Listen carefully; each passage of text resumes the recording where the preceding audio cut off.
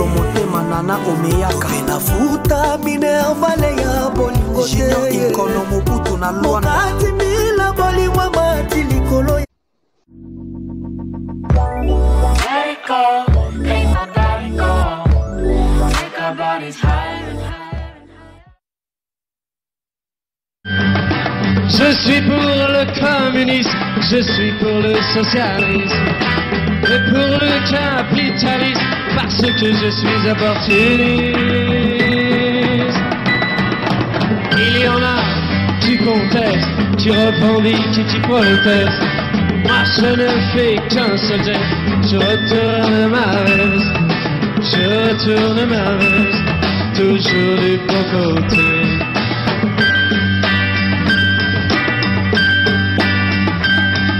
Je n'ai pas peur des profiteurs, ni même des agitateurs.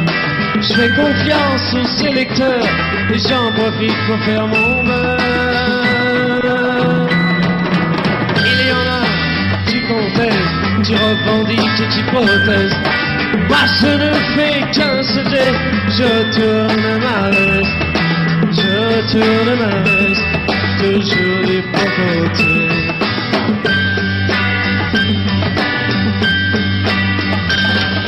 Je suis de tous les partis, je suis de toutes les parties. Je suis de toutes les coteries, je suis le roi des convertis.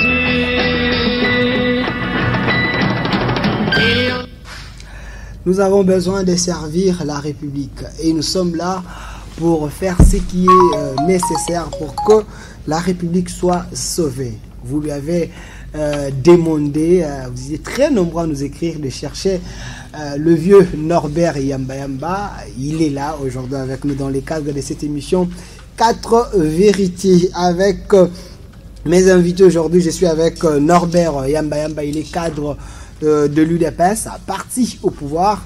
Monsieur Norbert Yamba Yamba, soyez le bienvenu. Merci pour l'invitation. Merci également à mon ami Focas qui aujourd'hui on se retrouve après plusieurs mois sans qu'on se voie. Ça me fait énormément plaisir. Merci. Et de l'autre côté, quand vous avez déjà annoncé votre co-débatteur, il s'appelle comme ça Focas Kokelemena, il est analyste politique indépendant, mais on lui taxe puisqu'il est proche de la Mouka. Je ne sais pas pourquoi. Monsieur Focas Kokelemena, soyez le bienvenu. Merci, monsieur les journalistes. Je suis très ravi de rencontrer un aîné qui est un modèle pour moi. Donc, cette classe politique, c'est vrai qu'il y a des problèmes, mais il y a des têtes qui, quand ils parlent, vous sentez qu'il y a de la science. Et moi, je m'accroche à eux parce que d'eux, nous tirons quand même de théories, nous tirons des concepts, des analyses, des réflexions. Et c'est ça notre force. Donc, je suis fier d'être à côté de lui aujourd'hui. Voilà, je commence directement avec vous, avec la première thématique. Crise dans les assemblées provinciales. Quelle solution durable? Vous êtes sans ignorer qu'au Congo central, ça posait un problème. Et le VPM, Gilbert Kankondi, a réhabilité à tout. Certaines personnes pensent que ce n'est pas bon par rapport à la moralité. Qu'est-ce que vous pensez? Bon, je ne sais pas si on doit aborder d'abord la question de la solution ou bien décrypter le problème dans son fond. Voilà pourquoi nous parlons de la crise. Oh, pourtant, quand tu regardes cette histoire, au départ, ce n'est pas un problème institutionnel. Au départ, c'est un sentiment d'un individu qui voulait se faire plaisir. Donc, si je dois appeler cet élément dans ce débat, dans la réflexion, c'est pour dire que dans une république, ceux qui sont appelés à exercer le pouvoir politique, donc entre guillemets serviteurs du peuple, autrement appelés autorités, ce sont des personnes nécessairement qui doivent être à la hauteur de leurs émotions, leurs sentiments, donc des hommes préparés suffisamment pour la question de la gestion de la République. Parce que je suis en train de vous ramener à un élément mineur qui est la satisfaction du besoin d'un seul individu, pas même au sein des institutions, mais juste pour son propre corps. Mais aujourd'hui, ça emballe les institutions. Donc c'est pour dire que l'homme qui a la passion de pouvoir gouverner, la science politique a étudié les critères. Cet homme-là, on présente des portraits robots. Quand vous ne respectez pas ces portraits robots, quand vous ne sélectionnez pas suffisamment, quand vous ne tenez pas compte de tous ces détails nous donnés par les savants qui a créé cette science qui consiste à gérer la République, vous négligez les moindres détails, vous allez vous retrouver dans des circonstances telles que nous vivons aujourd'hui. Donc, pour la solution, parce que le problème est connu de quoi il s'agit, il faut d'abord nécessairement que nous puissions remettre en cause notre société, notre environnement, nous adapter à des valeurs qui sont des valeurs d'abord démocratiques et républicaines. Pourquoi? Ce n'est pas le cas pour la province du Congo central? Ce n'est pas le cas pour une généralité dans notre société. Parce que vous comprendrez que de la part de ceux qui l'ont amené au pouvoir, est-ce qu'ils ont tenu compte de sa moralité d'abord individuelle? Parce que pour être promis comme autorité dans une république, il faudrait que l'on tienne compte de tous ces paramètres. C'est pourquoi on vous parle de l'honorabilité, on vous parle de la méritocratie, on vous parle de l'excellence. Tout ça, c'est lié d'abord à l'individu. Et cet individu, une fois honoré, une fois excellent, une fois digne, quand il est dans les institutions prennent l'ampleur de cet individu. Parce que la grandeur, la stabilité, l'efficacité des institutions dépend des acteurs qui sont vraiment l'énergie nécessaire et vitale des institutions qui doivent répondre aux besoins des populations. Merci. La même question, Monsieur Norbert Yamba, votre analyse par rapport à ce qui se passe au Congo central, est-ce qu'on peut parler de l'incompétence ou on peut parler d'une sélection qui a été faite à la va-vite du moment que vos pouvoirs, vous voulez les changements? Non, j'insiste beaucoup. Je partage avec Focas cette analyse focalisée sur les valeurs intrinsèques de chacun de nous et le profil des postes que nous devons véritablement assumer. Il faut donc qu'il y ait correspondance, il faut donc qu'il y ait cohérence mathématique entre le profil et les valeurs intrinsèques de la personne. Et donc, lorsqu'il y a divorce, on ne peut pas s'entendre beaucoup à des résultats. Et au-delà de cette considération, je voudrais aller un peu plus en profondeur pour dire que lorsque on regarde la constitution de notre pays, lorsqu'on regarde les lois et textes réglementaires sur la décentralisation, il est très clair que notre pays a 2 pouvoirs et 3 niveaux de gouvernance. Pour le pouvoir, il y a le pouvoir central et le pouvoir provincial. En ce qui concerne les paliers de gouvernance, vous avez le niveau central, le niveau provincial et le niveau local. C'est que très clairement, les 2 pouvoirs existent. Et les 2 pouvoirs ont des légitimités différentes.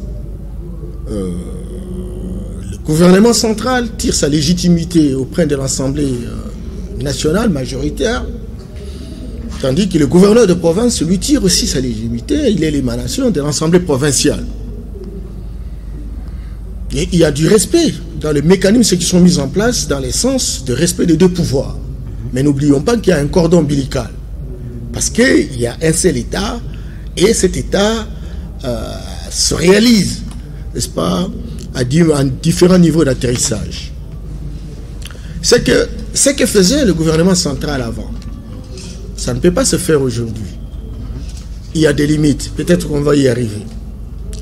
Cependant, on est en train de parler du Congo central, je ne reviens pas parce que mon co-débatteur a donné un certain nombre d'éléments. Mais j'aurais aimé en fait qu'on y aille dans le sens de comprendre qu'est-ce qui se cache derrière tout ce que nous constatons comme agitation. Aidez-nous à comprendre. Il n'y a pas que le Congo central. Vous avez suivi les députés un peu presque partout à Ituri, Sankourou. On prépare n'importe où lorsqu'il y a émergence d'une opinion qui ne soit pas en concordance avec cette majorité qui est au Parlement. Et donc, il y a une tendance de pouvoir la poursuivre et la mettre hors d'état de nuire. C'est cela. Et ça ne m'étonne pas parce que je sais qu'en 2006, vous savez, le pouvoir d'antan avait 10 provinces après les élections. 10 provinces où il avait des gouverneurs. Il restait une seule province qui était la province de l'Équateur. Et curieusement, on n'était pas satisfait de ces 10 provinces. Il fallait aller jusqu'à ce qu'on pouvait prendre la province, c'est que le MNC avait comme responsabilité. Et raison pour laquelle il y a eu des débauchages, il y a eu finalement c'est basculé de l'opposition, c'est pas pour la mouvance présidentielle de l'époque. Chasser le naturel, il revient au galop. Ce que je suis en train de voir aujourd'hui comme gesticulation, comme élucubration, n'est-ce pas, c'est un jeu qui est connu pour lequel nous avons l'expérience à partir déjà du premier cycle électoral, où il faut enlever tout celui qui véritablement n'a pas obéi à la logique de prédilection. Vous savez qu'au Congo central, certes, il y a eu même le candidat du FCC, il y en avait. C'est pas lui qui est passé, celui-là, c'est vrai. Tout était indépendant. Indépendant. Et voilà, il est passé. C'est l'aîné du problème, peut-être. Au Sankourou, la même chose. J'allais tenter même de dire à Ituri, je ne sais pas à qui la prochaine fois, etc. Oui, mais Bamanissa est en difficulté aujourd'hui. Et pourtant, c'est un gars qui a un profil technique, c'est un gars qui est capable de faire des choses merveilleuses. Parce qu'on est chez nous, on apprécie pas les gens sur base de leurs compétences, de leurs valeurs intrinsèques, etc. Et donc, on est en train de faire vouloir partir ces messieurs, simplement parce que donc, il doit pouvoir être dans la logique candidat indépendant. Bien entendu. Okay. Et donc, nous nous trouvons devant une situation réelle d'un groupe de personnes qui ont une vocation délibérée de pouvoir construire un ancrage territorial en occupant tout. Vous savez, ils ont plus de 70% à l'Assemblée nationale, ils ont plus de 80% au Sénat, ils ont tout le gouverneur, sauf les quelques rares, encore que tous ces gens-là, pour avoir la majorité, il faut être en accointance, ces gouverneurs-là. Mais ne serait-ce qu'avoir une opinion pour dire quelque chose, bon, peut-être qu'ils sont victimes de cette situation-là. Et donc, la tendance aujourd'hui rentre dans les gesticulations qui consistent à dire, mais comment nous pouvons gérer de nous-mêmes la République? Surtout qu'aujourd'hui, le président de la République est venu de l'opposition, il n'a pas la majorité parlementaire. Et entre-temps, au niveau des provinces, c'est le FCC, y compris les villes. Aujourd'hui, parce qu'il n'y a que ceux qui ont été nommés par le FCC qui sont encore là. Au niveau des communes, la même chose. Au niveau des secteurs et des chefferies. Donc, c'est le FCC. Alors, monsieur Robert, excusez. Mais je vous sens trop plaintif dans vous dire, vous regrettez déjà votre coalition? Vous savez, la coalition, c'est quoi? La coalition, cher Delphin, c'est une équipe que nous créons, que nous mettons ensemble, parce que nous estimons que nous pouvons gagner ensemble. De la synergie, n'est-ce pas, gagnante, nous sommes capables de remporter la coupe. Mais une coalition où il y a des groupes, et certains n'ont pas le cœur dans l'ouvrage, c'est-à-dire, en fait, donnent apparemment l'impression de s'engager dans une dynamique, et que, bon, en réalité, ils ne sont pas très partie prenante par rapport à la performance de la dynamique que nous recherchons. Comme vous le savez, les gens agissent, vous avez suivi, les perspectives des élections de 2023, et que le président Tshisekedi qui arrive avec des méthodes, etc., très proches de la population, des performances en 10 mois. Je m'excuse beaucoup. Il devient véritablement un obstacle par rapport aux ambitions des uns, des autres, etc. Peut-être qu'il faut le court-circuiter parce qu'on a véritablement l'appareil de l'État. C'est peut-être je ne sais pas, hein, des spéculations, mais parce qu'il y a des gens qui ont l'appareil de l'État, il y a quelqu'un d'autre qui venait de l'opposition, qui risque véritablement de faire des choses qu'ils n'ont pas eu l'occasion de faire, parce qu'ils sont restés pendant 18 ans. Faut-il lui donner cette opportunité, ou faut-il véritablement, dès maintenant, court-circuiter, dysfonctionner l'appareil de l'État, pour qu'il n'ait pas l'occasion de pouvoir démontrer ce dont il est capable de faire. Ce sont des spéculations que nous mettons sur le paquet, voilà. Dans la réflexion. Moi, je pense qu'on n'est pas loin de cette situation. Merci.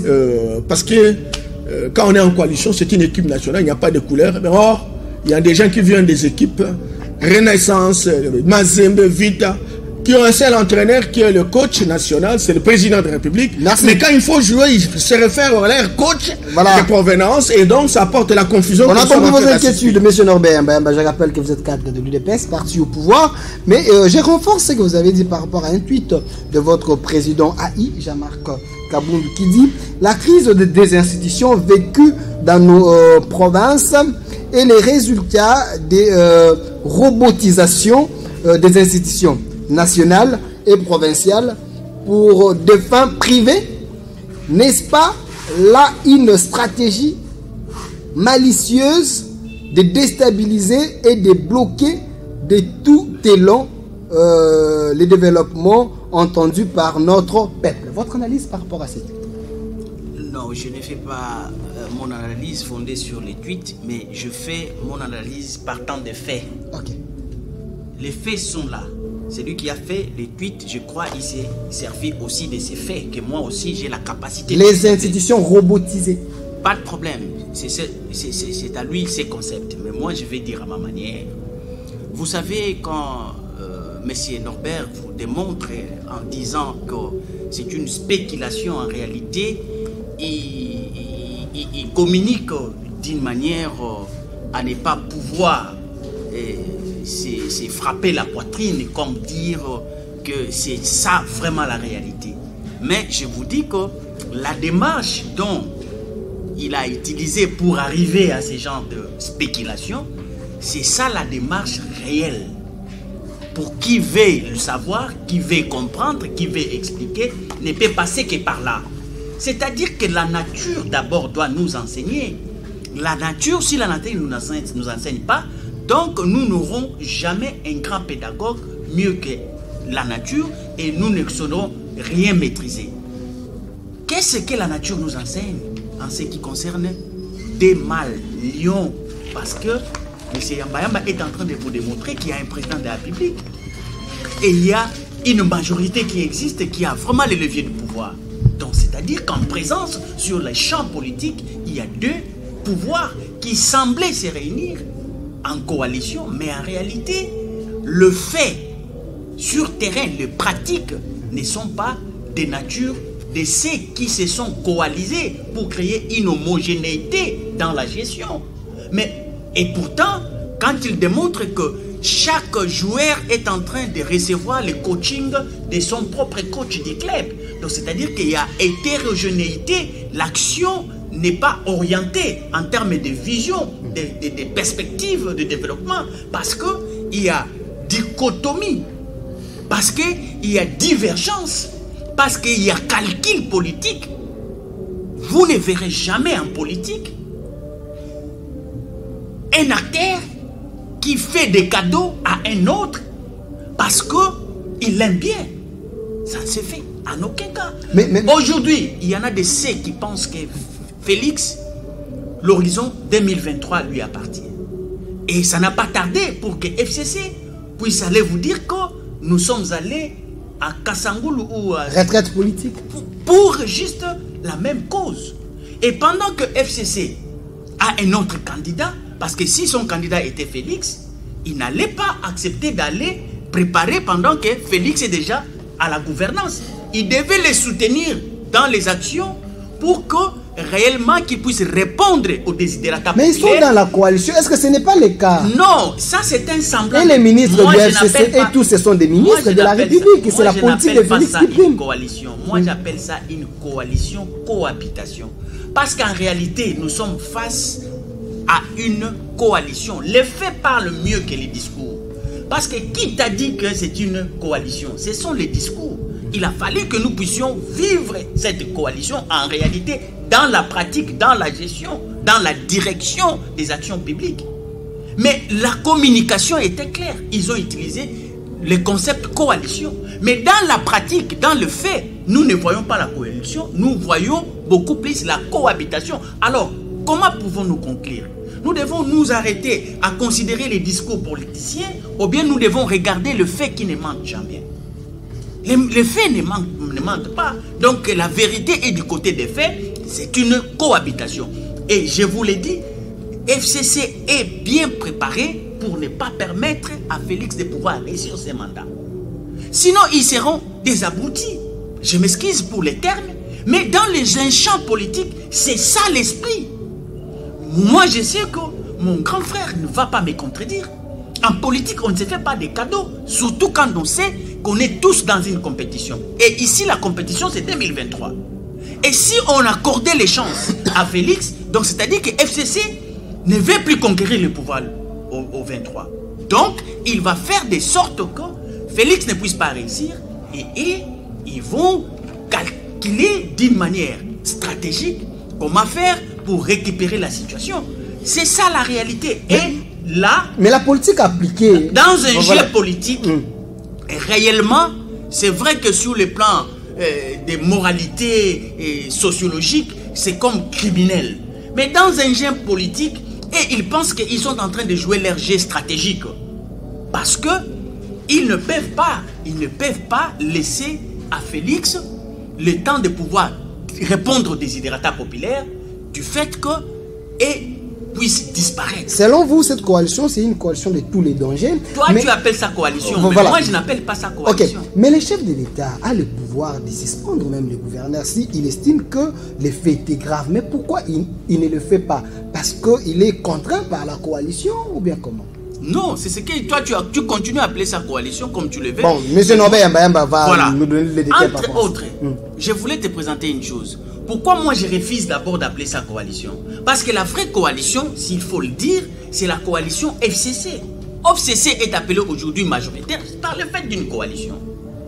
Pour une législative, comment vous pouvez avoir 3-4 coalitions? Il y a eu une coalition qui a formé FCC, qui est majoritaire au Parlement. Aujourd'hui, la coalition qui est mise en place, c'est la coalition gouvernementale. Ce n'est pas une coalition majoritaire, parlementaire. Voilà. Mais cette coalition gouvernementale a été fondée sur quelle base? Or, s'il y a une coalition, la coalition a pour importance de pouvoir faciliter le président de la République à bien mener ses politiques afin de résoudre les problèmes. Ce qui n'est pas le cas. Mais aujourd'hui, quand vous constatez que la coalition bloque un président de la République, donc ce n'est plus une coalition, c'est une autre c'est dans chose la que logique nous aussi appelons de Jean-Marc la Abound. cohabitation. C'est dans la logique aussi de Jean-Marc Abound. Si j'essaye de lire Voilà, vas-y, et comprendre son idée, c'est il dit une que les gens. cohabitation. Voilà.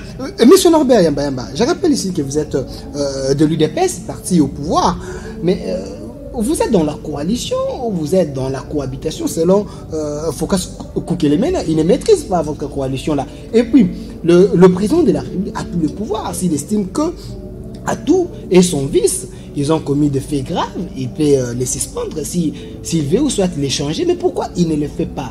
Il n'a pas tout le pouvoir ou bien comment? Non. C'est l'intelligence politique que d'aucuns considèrent comme une idiotie. Mais on verra les résultats. Mais pour revenir un tout petit peu à ce que disait Phocas, je considère que lorsqu'on lit attentivement la Constitution de la République, on dirait que le législateur avait prévu, quelle que soit la provenance de la majorité, les liens entre le président de la République et le gouvernement de la République sont imposés par la Constitution au regard de l'article 169, qui voudrait qu'il y ait concertation dans la définition et dans l'opérationnalisation des politiques publiques. Et donc, ça pouvait être le cash qui était majoritaire au Parlement et que le président de la République venait de notre camp, il y aurait concertation. Simplement parce que le leader principal de la République, c'est le président de la République. C'est lui qui a partagé sa vision avec tous les Congolais et c'est lui qui a demandé le suffrage à tous les Congolais. Mais il y a aussi une majorité, finalement, qui est venue à l'issue des élections, dont on connaît,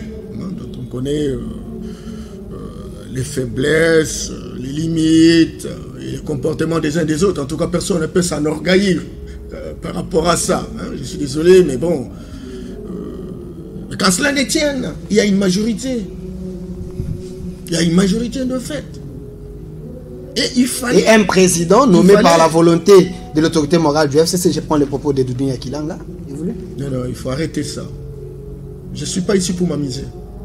Je suis parmi les grands esprits de mon pays. Je suis venu pour dire des choses claires, parce que le pays est en train d'aller vers... C'est vos partenaires, M. Norbert Mbayamba. Non, mais il ne faut pas dire ça. Et quand il reproduit les incantations de Dounia, ici, ça frise un peu, vous diminuez, c'est pas votre émission, parce que ça frise une adolescence retardée. Alors maintenant, quand vous êtes avec des hommes et des femmes qui ont une vision long-termiste, qui savent photographier les époques et les contextes, alors il ne faut pas ramener le débat de bas étage. Nous sommes dans un débat de prospérité qui relève de l'intelligence émotionnelle. Nous ne sommes pas dans un débat de quartier. Cependant, le président de la République, il a cru que le Congo a traversé des moments les plus difficiles. Les guerres entre les hommes politiques a beaucoup endommagé la situation des Congolais. Maintenant que nous avons une disposition qui donne la possibilité de se concerter, il y a moyen de travailler ensemble pour relever le défi. Dans la coalition. Dans la coalition. Pas une coalition et cohabitation. Attention, même dans la cohabitation, il y a l'unité de commandement. Vous savez, ces concepts ont évolué, vous savez. Il faut savoir les contextualiser, il faut savoir de leur donner un mot. Parce que chaque concept est polysémique. Quel est le contenu qu'on donne au concept? Quand Mitterrand était en face de Jacques Chirac, c'est la droite qui était majoritaire. Mais il s'est concerté sur des questions stratégiques de la République.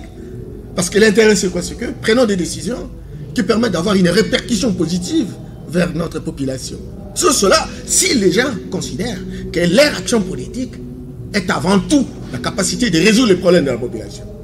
Mais si les gens considèrent que ce n'est pas pour la population qu'ils travaillent, c'est pour eux-mêmes, eh bien, ils doivent véritablement construire un État libertaire qui frise du bordel. Et c'est un peu la situation qu'on est en train d'observer aujourd'hui.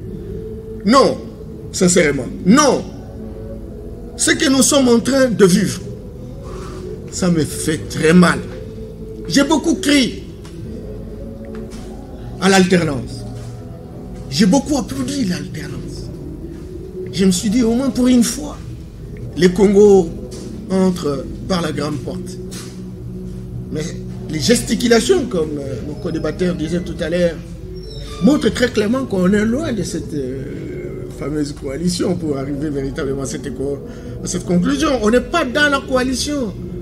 Tout simplement parce que tout le monde est en train de voir 2023. Mais nous sommes coalisés parce que nous avons un programme de 5 ans et nous voulons nous engager résolument pour que ce programme soit d'application de telle sorte que nous puissions répondre aux préoccupations de notre peuple. Mais la présidence, elle est trop méfiante par rapport à ces programmes même, parce qu'aujourd'hui nous avons des programmes. Nous avons un programme de la présidence, lutte contre la pauvreté et les inégalités sociales, et un programme de Sylvestre Ilunga, on ne sait pas. Vous ne vous faites pas confiance à nous. Non. Là aussi c'est un débat fondamentalement intellectuel. N'appelez pas un programme sectoriel comme un programme de la République. Et puis, il y aurait plusieurs programmes. Pas plusieurs programmes de la République, mais plusieurs programmes sectoriels. Tous concourent contre la lutte contre la pauvreté. C'est cela. Donc, aujourd'hui, vous n'allez pas dire les programmes qui se trouvent au Katanga, les programmes qui se trouvent à Lualaba, ou à l'Équateur, je ne sais pas, à Kwilu, à Kwango, c'est le même programme. Non, non, il y a cohérence mathématique et l'action est orientée vers l'amélioration des conditions de vie de notre peuple. Il n'y a pas de contradiction, il y a compatibilité. Parce que ce sont des programmes sectoriels qui sont repris dans les différents piliers qui ont été édités par le Premier ministre dans son programme. Donc, moi je voudrais simplement dire que on n'est pas dans une logique de dysfonctionnement, même s'il y a des gens qui sont aujourd'hui organisés dans le sens de dire voilà, nous sommes majoritaires partout, il ne faut pas lui donner cette opportunité pour présenter un bilan positif en ayant les 5 ans. Eh bien, court-circuitons son action, oubliant qu'ils sont majoritaires. Les gens qui ont la décision aujourd'hui, que ce soit à l'Assemblée nationale, que ce soit au Sénat, que ce soit au niveau des provinces, mais c'est eux qui doivent rendre compte. Ils auraient profité véritablement de l'efficacité opérationnelle du président de la République, profiter de ça pour dire, écoutez, c'est notre bilan, nous tous. À ce moment-là, on aurait des offres. En 2023, ce ne sont plus des incantations à la zaïroise, ça sera des offres politiques. Voilà mon projet, voilà ce que j'attends faire, voilà autant d'argent, voilà là où j'aurai de l'argent. Ce débat-là, il est... Merci. Merci Norbert Mbayamba. Monsieur Phocas Koukele mène à attendre les arguments de Norbert Mbayamba. C'est vrai, il y a la coalition, mais la coalition semble avoir des problèmes. Mais là, alors, ça ne donne pas les éléments à Martin Fayulu par rapport à son plan de sortie de crise, hein, parce que les institutions ne semblent pas se faire confiance. Le chef de l'État peut-être n'a pas tous les pouvoirs sur toutes les institutions, parce que les choses passent sous ses bas. Moi, j'aimerais que tu considères la conclusion de M. Norbert, qui vous dit que finalement, au fait, en regardant le fait, nous concluons qu'il ne s'agit vraiment pas véritablement d'une coalition. Alors, donnons Martin Fayulu raison. Si ce n'est pas une coalition, donc ça doit être nécessairement une cohabitation. Mais ici, le principe, c'est quoi? Quand M. Norbert vous parle de la concertation, qui n'est ni une coalition, ni une cohabitation, mais un mécanisme au niveau de l'exécutif, parce que le président de la République, dans notre système, est le chef de l'exécutif. Donc, par le fait d'être le chef de l'exécutif est composé du gouvernement et le président de la République. Donc, ils doivent se concerter. Ça, c'est opérationnel. Ça doit être ainsi. Quoi que soit le système mis en place, après élection, que ce soit une coalition, que ce soit une cohabitation, l'exécutif reste toujours soudé. Donc, il y a nécessité de cette concertation. Mais ici, le problème, ce n'est pas au niveau du planning du système de gestion, mais c'est au niveau des calculs politiciens que ça dérange. Parce que, comme il vient de le démontrer, quand on a proclamé les élections, c'est vrai qu'il n'y avait pas systématiquement une majorité. Aucun regroupement n'en avait. Donc, entre guillemets, cette majorité qui existe, c'est une majorité d'une violence politique. Numérique. C'est une violence politique. Okay. J'ai dit et j'utilise mes propres concepts parce que je connais les contenus. Regarde-moi cette attitude. Si réellement nous considérons que c'est vraiment ça la volonté du souverain de pouvoir amener FCC à une majorité parlementaire et que le président Félix devait être président qui va régner, donc, le bilan à présenter, c'est pour dire que les souverains ont choisi la continuité de la gestion de FCC. Parce que c'est lui, en réalité, qui va gouverner et c'est lui qui va rendre compte. Comment ça? Mais le chef de l'État est là. Non, dans un il a la signature, il a tout. Non, je vais répéter. Okay. Dans un contexte où, si la volonté du peuple est que le président règne, donc on lui prive une majorité parlementaire pour ne pas constituer un gouvernement, afin de pouvoir fignoler ses politiques publiques, on donne cette possibilité à un autre groupe opposé à un président de la République, c'est-à-dire que le souverain voudrait que celui qui lui rend compte, ce n'est pas le président de la République, mais à qui on a donné une majorité gouvernementale. En quelque sorte, on peut parler de la crise de légitimité. Non, je ne suis pas encore là. Je vous comprends. Ici, nous sommes en train... La majorité, les institutions seront dirigées par l'ancien pouvoir parce qu'ils ont la majorité des députés. Mais du côté présidence, le chef de l'État a eu plus de voix. Alors, je ne suis pas en train de démontrer une situation de la légitimité. Je suis en train de montrer une situation autre que ça. Okay. Je suis en train de parler de l'action gouvernementale qui doit rendre compte dans un contexte où le président n'a pas une majorité. Ce sont ceux-là qui sont détenteurs. Voilà. Donc le peuple ne va pas interroger le président de la République quant à un bilan de gestion de gouvernementalité. Ils vont demander compte à celui qui est le détenteur de la majorité parlementaire. Parce que c'est lui en réalité qu'on a fait confiance. Mais c'est pourquoi nous disons ceci. C'est un peu grave. Quand je dis que c'est que je crains, c'est ce qui m'arrive.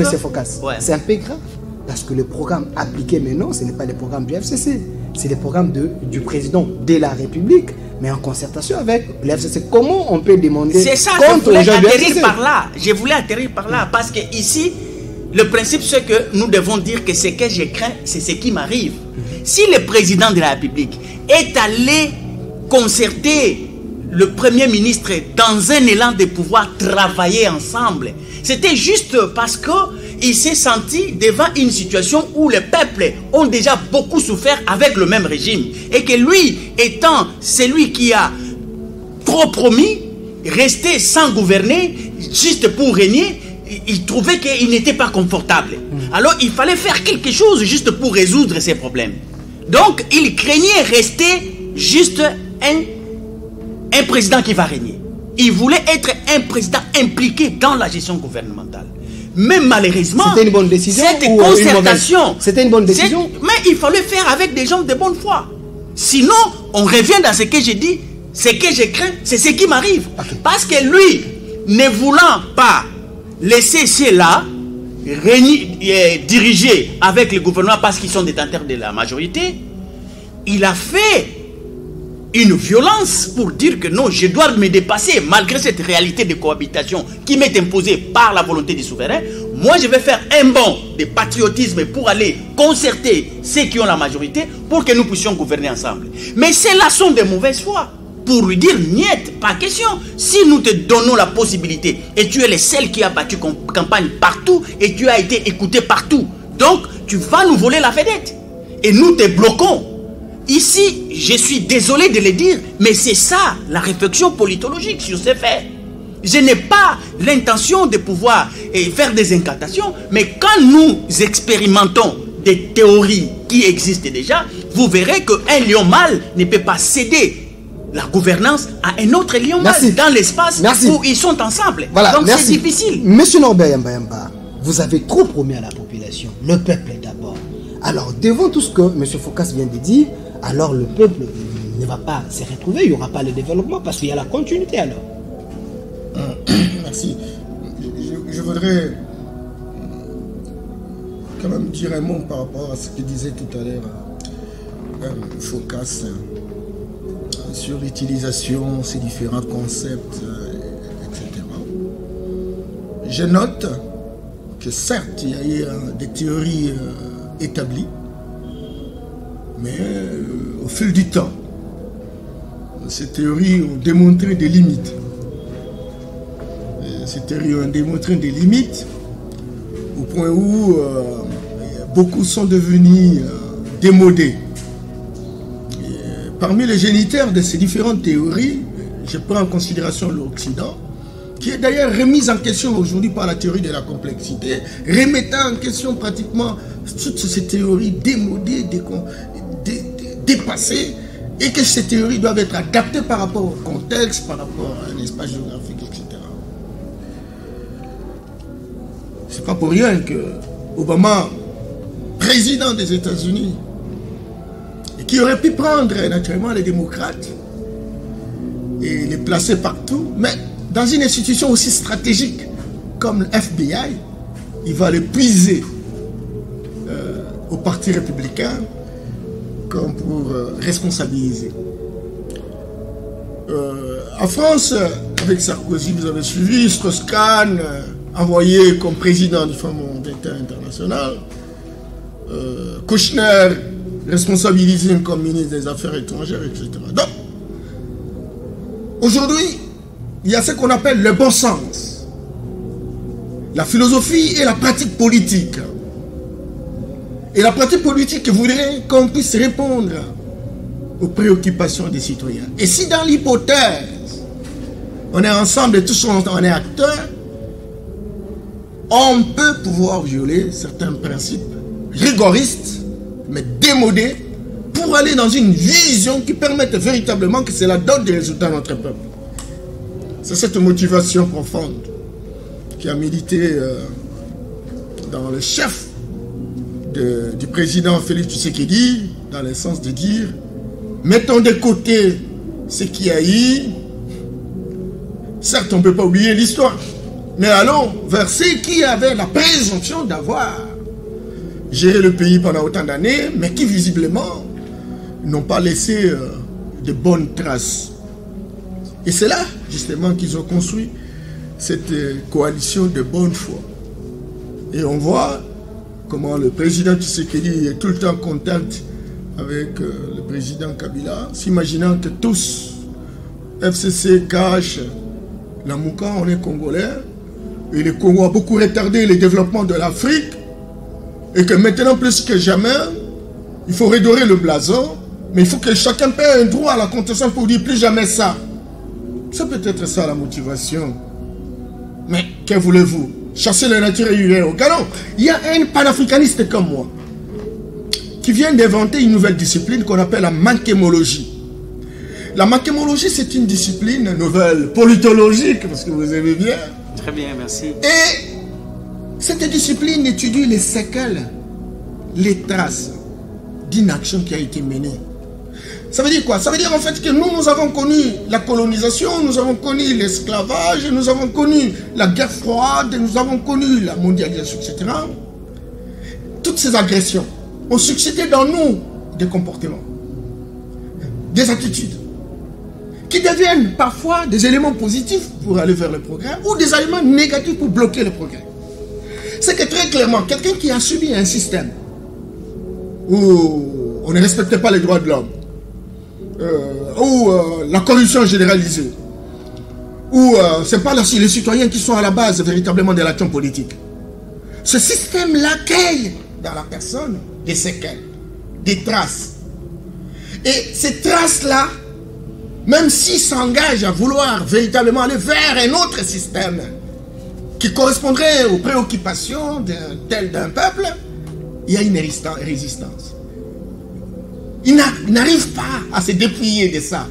Il n'arrive pas à quitter véritablement les différentes séquelles. Ça dure pendant longtemps, mais ça change finalement.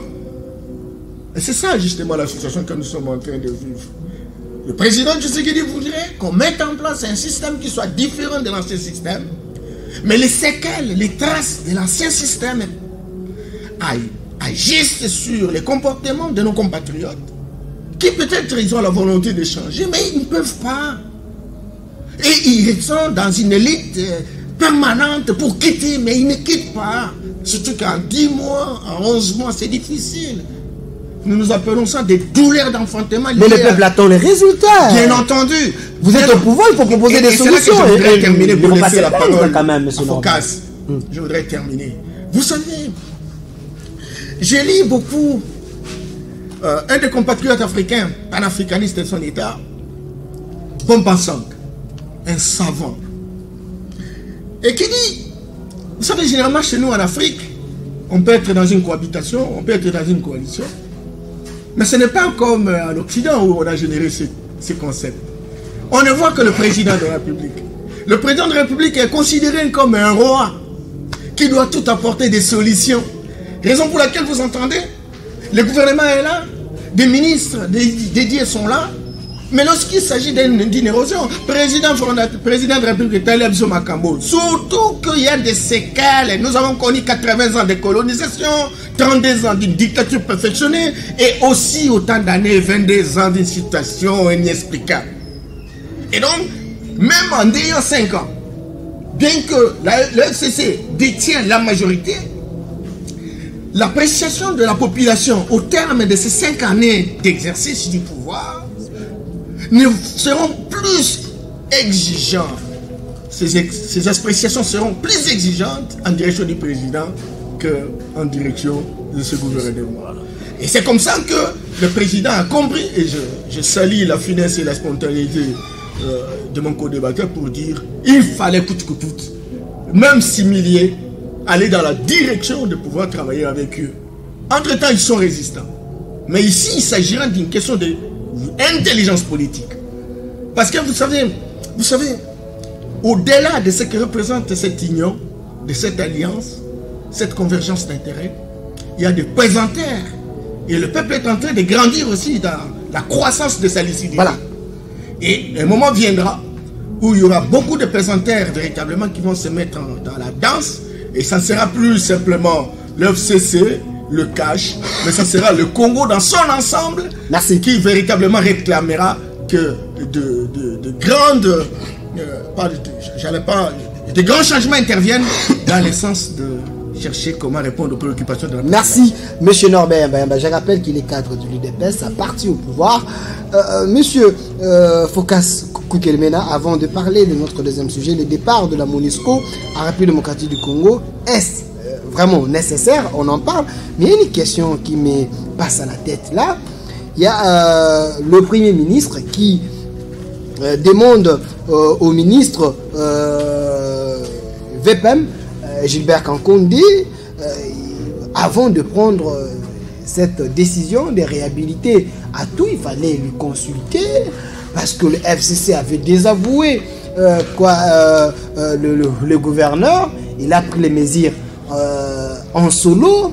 Est-ce que vous ne craignez pas que dans cette coalition, peut-être qu'il n'y ait pas de résultats? Du moment que le chef de l'État, quand il signe les ordonnances, il faut attendre l'autorité morale du FCC pour parler, se mettre d'accord avant qu'elles entrent en vigueur. Tout ça, parce que vous trouvez la solution à ces problèmes. Quoi faire? Ce qu'il faut faire, c'est écouter la démonstration de mon co-débatteur quand il est en train de te présenter une situation que nous avons des acteurs politiques qui en réalité, au fondé, il y a autre chose, mais le système de gouvernance qui est en présence ne cadre pas avec leur profil. Donc, c'est-à-dire qu'ils sont en difficulté d'adaptation. Donc, la réalité est autre, le système de gouvernance est autre, mais les acteurs ont d'autres habitudes. C'est pourquoi moi j'appelle ça une crise républicaine. Mais le chef de l'État avait dit va déboulonner l'ancien système. Je ne sais pas si tu es dans les débats, mais je voulais démontrer que là c'est une autre approche, là c'est une autre communication. Mais ici la communication est globale. Quand on est en train de faire savoir le vrai problème, donc c'est-à-dire qu'ici nous posons des jalons sur le plan de pouvoir comprendre de quoi il s'agit au fond, les fondamentaux du problème. C'est ça notre démarche. Nous ne sommes pas dans des polémiques inutiles, mais nous voulons au moins parler, éclaircir l'opinion, de comprendre quel est le problème de notre classe politique. C'est un problème d'adaptation, l'homme et les systèmes. Les systèmes... C'est ça que j'ai dit, le système est installé. Les systèmes, écoute, s'il vous plaît. C'est pour ramener... Non, je ne suis pas dans tout ça.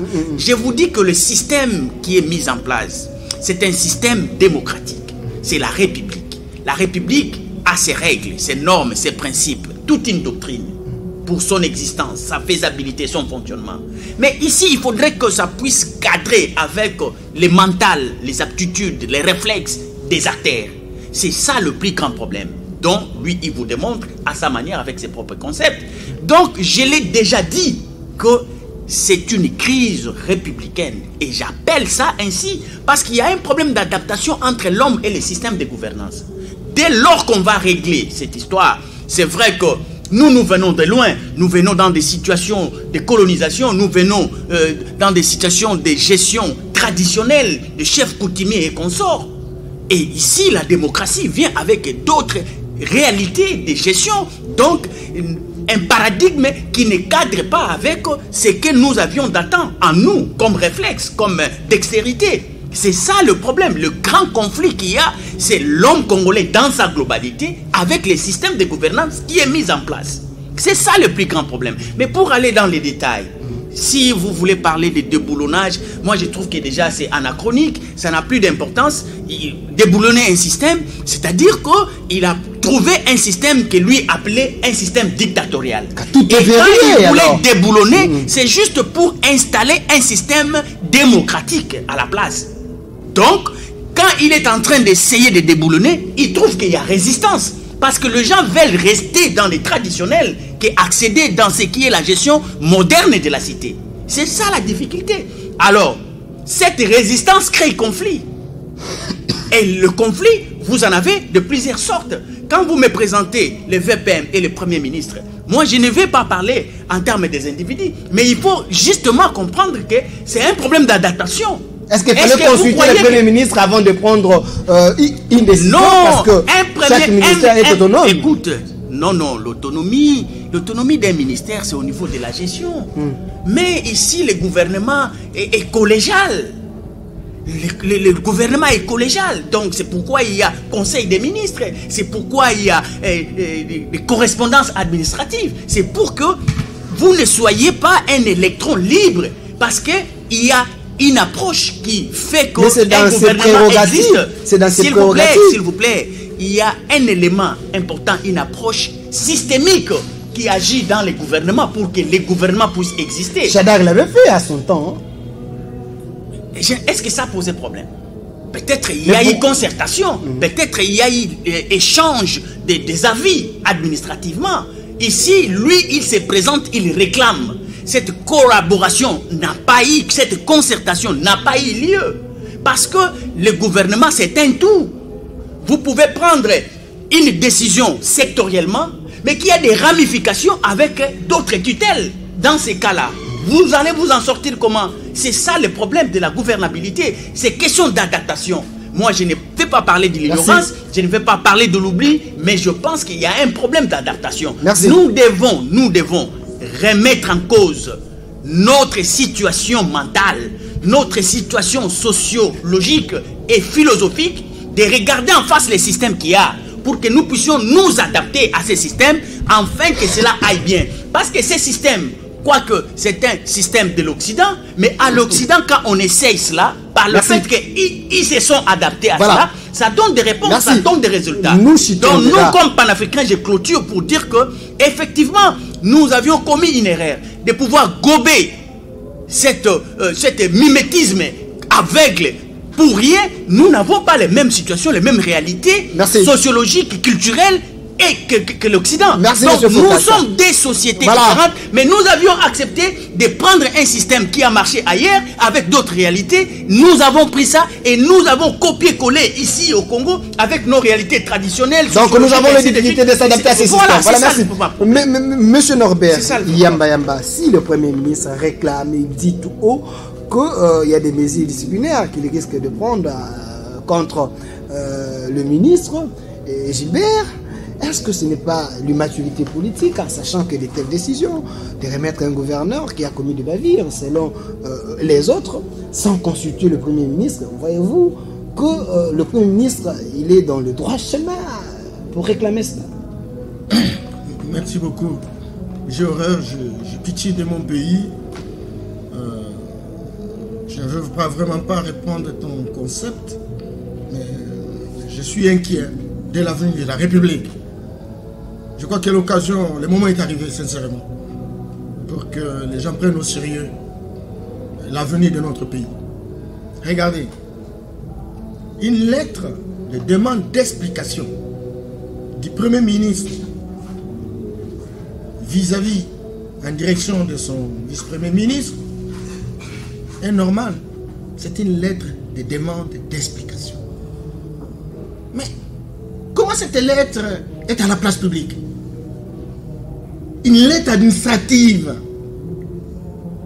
qui relèverait d'une gestion stratégique interne.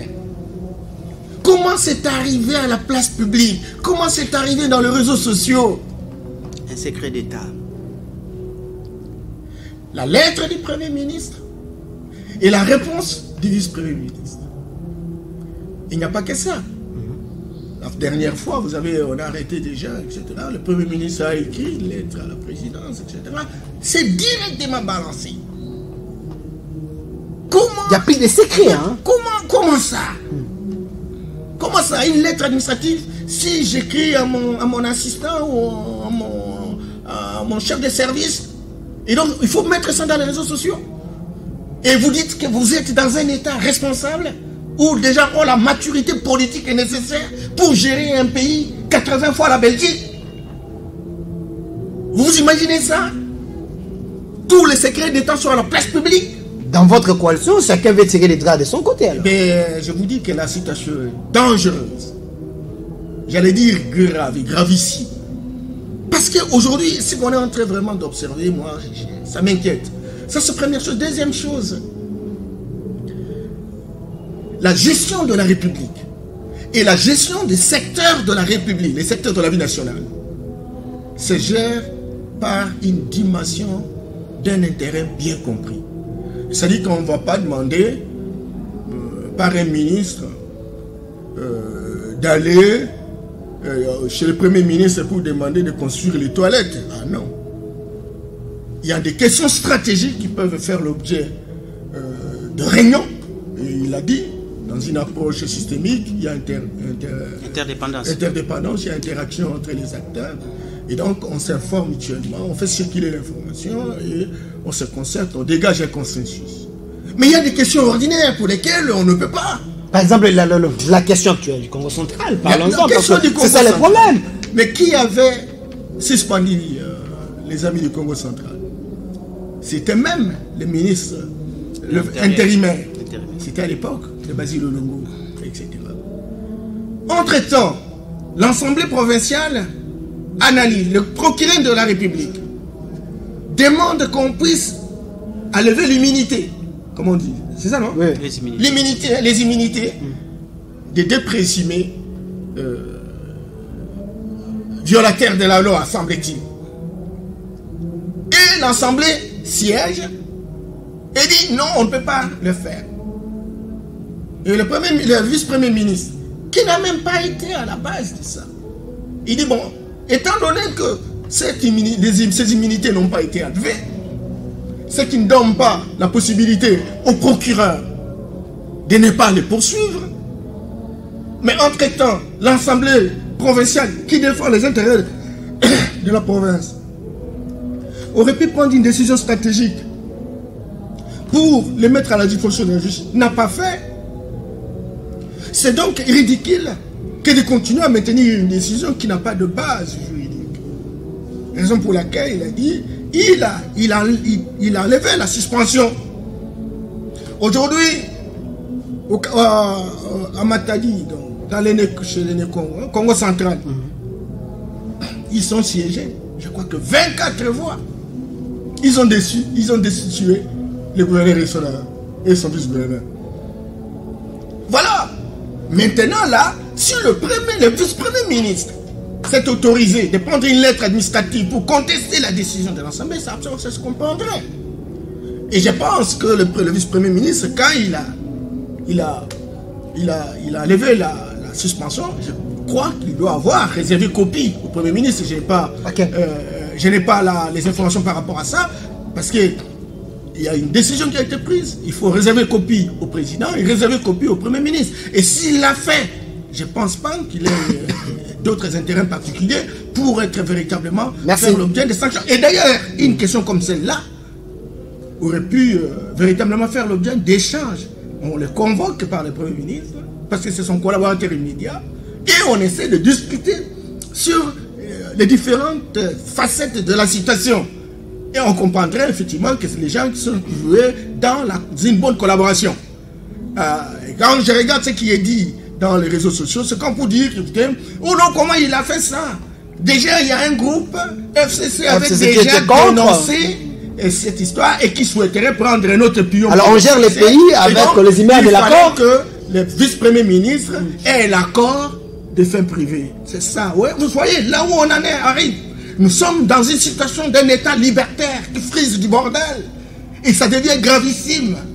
À ce moment où nous voulons véritablement que l'Afrique prenne le flambeau à la fin de ce 20e siècle.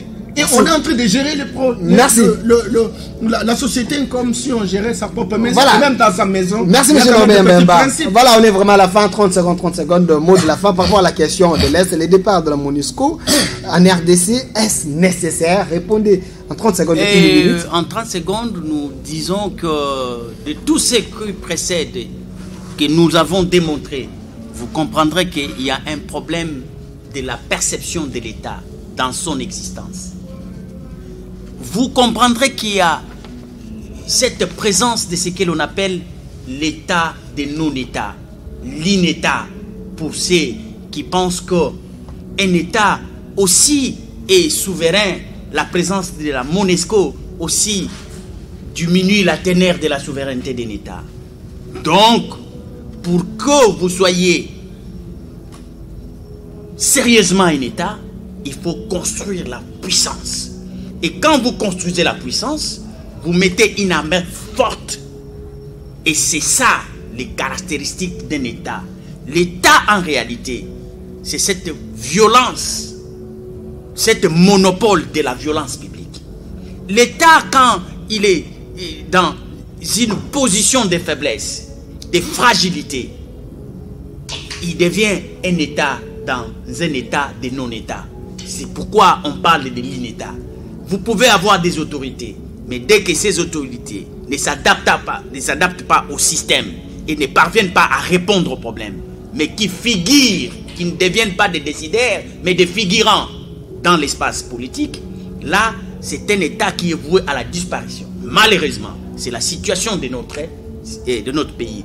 Mais j'espère encore, parce que parmi les Congolais, il y en a encore qui n'ont pas encore essayé, mais je sais que le flambeau, parce que la démocratie, elle est encore là, je pense que la chance viendra pour ceux qui n'ont pas encore tenté de pouvoir prouver de quoi ils sont capables pour restaurer véritablement un État et un État de droit où tous nous serons derrière la loi, accomplissant les normes, les principes et les règles de la gestion de la République. Merci, c'était votre mot de la fin, M. Phocas Koutilemena. M. Norbert, la même question, la question de l'Est.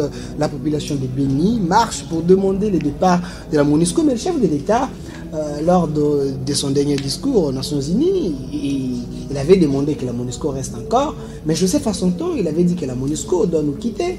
Et pensez-vous que le discours du chef de l'État à l'Est, quand il dit « j'accepte même de mourir pour que la paix rentre à l'Est », il y a la contradiction, parce qu'il n'y a pas la paix jusqu'aujourd'hui. Cher Delphin, vous savez, pour parler de la souveraineté d'un État, il y a 4 attributs fondamentaux. Il y a la sécurité, il y a l'éducation, il y a la santé et l'alimentation.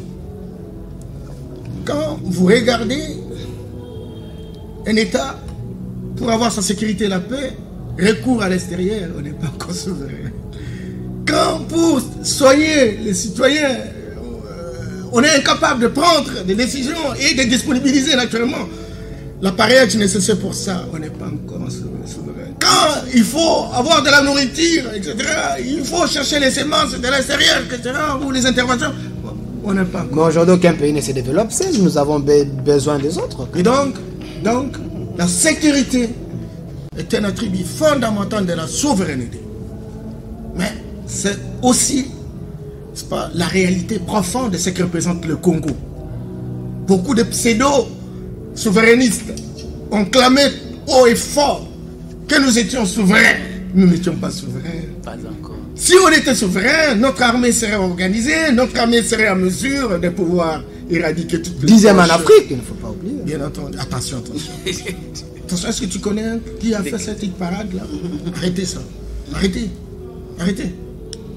Cependant, quand la population marche, quand la population réagit, vous savez, lorsque on est en situation où il y a inefficacité opérationnelle, j'ai dit inefficacité opérationnelle, au niveau de l'action de l'État, les gens versent par une sorte de prise en charge personnelle, individuelle ou collective. C'est ce qui s'est passé naturellement à l'est de la République. Mais le président de la République, et comme vous savez, la MONUSCO chez nous, a reçu mandat. Les juristes savent quel est le mandat de la MONUSCO. À la 74e Assemblée mondiale des Nations Unies, le président de la République a demandé la revisitation du mandat pour que la MONUSCO crée des synergies gagnantes avec le FARDC de manière à pouvoir libérer tous ces endroits-là. Je voudrais également dire que ce qu'on a entendu par le passé, la balkanisation de notre pays, ce n'est pas un vain mot. Ce n'est pas de la blague. Vous savez, moi j'ai pris la ligne Goma, Xeni et j'ai traversé jusqu'à Tchangungu. J'ai regardé nos villages, il n'y a plus personne. Vous savez que Bukavu, Goma aujourd'hui se nourrissent de ceux qui viennent du Rwanda. L'idée c'est quoi? Il faut chasser nos compatriotes pour que ces endroits-là soient habités. Pour qu'on aille dans une vision lointaine comme on a fait avec le Sud-Soudan, etc. Ces réflexions ont été faites au début des années 90. Et il y a des gens, des comploteurs qui sont en train véritablement de matérialiser. Je crains. Si dans l'hypothèse où la MONUSCO n'est plus dans ces endroits-là, qui vont rester là-bas pour faire quelle politique? Et surtout que chez nous, l'armée politisée, les services de renseignement politisés, les entreprises politisées, on va écouter qui? Merci. Et qui est véritablement comploteur de cette situation? Donc, c'est un peu ce que nous disons, nous, IDPS, au travers de notre président de la République, pour dire, de grâce, pas de panique. Travaillons avec la MONUSCO, mais que l'on change le mandat et qu'on donne des orientations, qu'on rééquipe nos armées, qu'on les vulgarise, qu'on les mobilise pour qu'ils puissent véritablement redorer le blason. Merci. C'est ma préoccupation. Merci monsieur Norbert Yamba. Je rappelle que vous êtes au cadre de l'UDPS, un haut cadre de l'UDPS, parti au pouvoir avec le président actuel, Félix Antoine Tshombo Tshisekedi. Merci d'avoir répondu à notre invitation. Merci. De l'autre côté, j'étais avec M. Phocas Kokilemena, analyste politique indépendant. Merci également d'avoir répondu à notre invitation. Le plaisir est partagé. Voilà, la thématique d'aujourd'hui, la première thématique, c'était crise dans les assemblées provinciales. Quelle solution durable? Mes deux co-débatteurs, mes deux invités, voulais-je dire, ont tenté de donner les meilleurs d'eux. Et la deuxième thématique, les départs de la MONUSCO en République démocratique du Congo, est-ce nécessaire? On en a parlé sur ces plateaux derrière la caméra. J'ai vu Merveille Agoloa, là-bas, à la réalisation, Jaurès Mazina et coordonné par Gilles, notre cordon. Merci et restez fidèles à nos programmes. Demain, ça serait votre tour. Au revoir. Je suis pour le communisme, je suis pour le socialisme et pour le capitalisme parce que je suis opportuniste. Il y en a qui contestent, qui revendiquent et qui protestent. Moi je ne fais qu'un seul geste, je retourne ma veste, toujours du bon côté.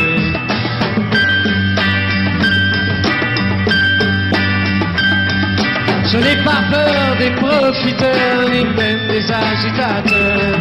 Je fais confiance aux sélecteurs, et j'en profite pour faire mon beurre. Il y en a qui contestent, qui revendiquent et qui protestent. Moi je ne fais qu'un seul geste, je tourne ma veste, toujours du bon côté.